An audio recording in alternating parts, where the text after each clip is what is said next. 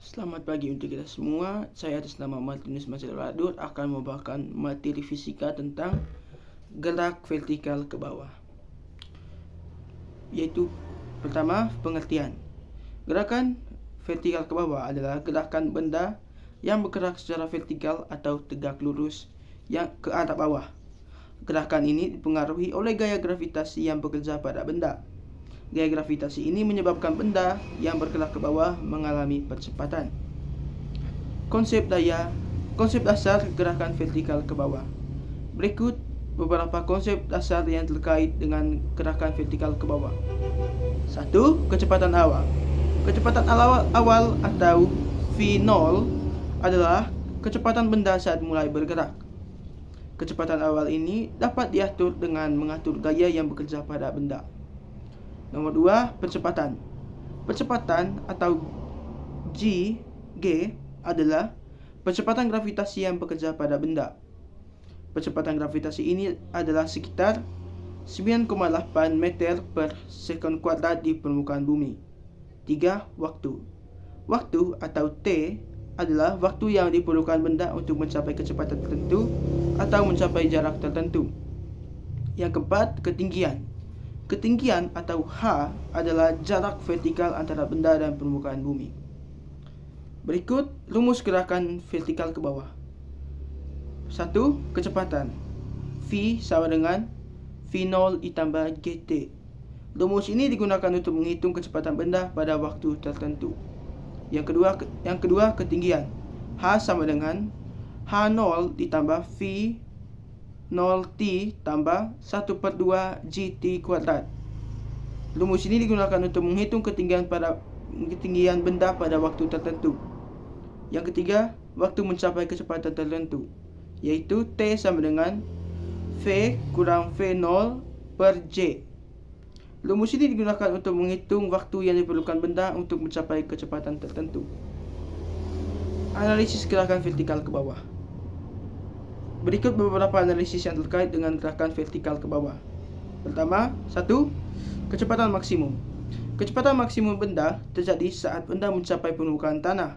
Kecepatan maksimum ini dapat dihitung dengan menggunakan rumus V sama dengan V0 ditambah JT. 2. Waktu mencapai permukaan tanah. Waktu mencapai permukaan tanah dapat dihitung dengan menggunakan rumus H sama dengan H0 ditambah V0T ditambah 1/2 JT kuadrat. Yang ketiga, ketinggian maksimum. Ketinggian maksimum benda terjadi saat benda mencapai kecepatan 0. Ketinggian maksimum ini dapat dihitung dengan menggunakan rumus H sama dengan H0 ditambah V0T ditambah 1/2 JT kuadrat. Faktor yang mempengaruhi gerakan vertikal ke bawah. 1. Gaya gravitasi. Gaya gravitasi adalah gaya yang paling mempengaruhi gerakan vertikal ke bawah. Gaya gravitasi ini menyebabkan benda yang bergerak ke bawah mengalami percepatan. 2. Kecepatan awal. Kecepatan awal benda juga mempengaruhi gerakan vertikal ke bawah. Kecepatan awal yang lebih besar akan menyebabkan benda mencapai permukaan tanah lebih cepat. Ketiga, ketinggian awal. Ketinggian awal benda juga mempengaruhi gerakan vertikal ke bawah. Ketinggian awal yang lebih besar akan menyebabkan benda mencapai permukaan tanah lebih lambat. Kesimpulannya yaitu, gerakan vertikal ke bawah adalah gerakan benda yang bergerak secara vertikal ke arah bawah. Gerakan ini dipengaruhi oleh gaya gravitasi yang bekerja pada benda. Dengan menggunakan rumus-rumus vertikal ke bawah, kita dapat menganalisis dan memprediksi gerakan benda yang jatuh ke bawah. Berikut adalah contoh gerakan vertikal ke bawah.